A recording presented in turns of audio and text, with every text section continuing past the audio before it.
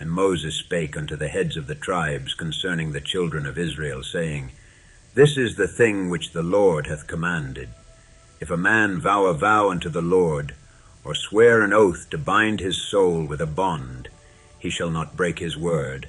He shall do according to all that proceedeth out of his mouth.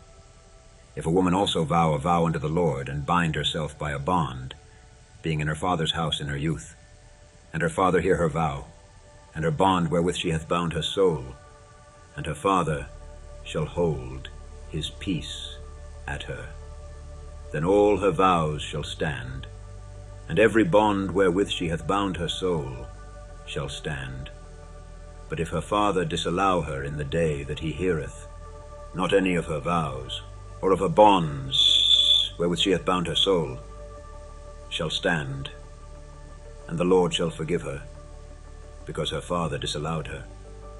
And if she had at all an husband, when she vowed, or uttered aught out of her lips, wherewith she bound her soul, and her husband heard it, and held his peace at her in the day that he heard it, then her vows shall stand, and her bonds wherewith she bound her soul shall stand. But if her husband disallowed her on the day that he heard it, then he shall make her vow which she vowed, and that which she uttered with her lips, wherewith she bound her soul, of none effect, and the Lord shall forgive her. But every vow of a widow and of her that is divorced, wherewith they have bound their souls, shall stand against her.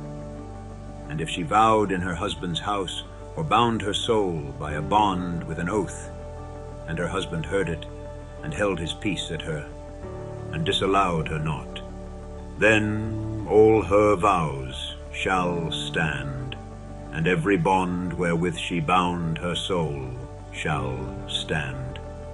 But if her husband hath utterly made them void on the day he heard them, then whatsoever proceeded out of her lips concerning her vows, or concerning the bond of her soul, shall not stand.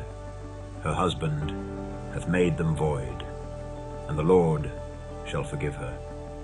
Every vow and every binding oath to afflict the soul, her husband may establish it, or her husband may make it void. But if her husband altogether hold his peace at her from day to day, then he establisheth all her vows or all her bonds which are upon her. He confirmeth them, because he held his peace at her in the day that he heard them. But if he shall any ways make them void after that he hath heard them, then he shall bear her iniquity. These are the statutes which the Lord commanded Moses between a man and his wife, between the father and his daughter, being yet in her youth in her father's house.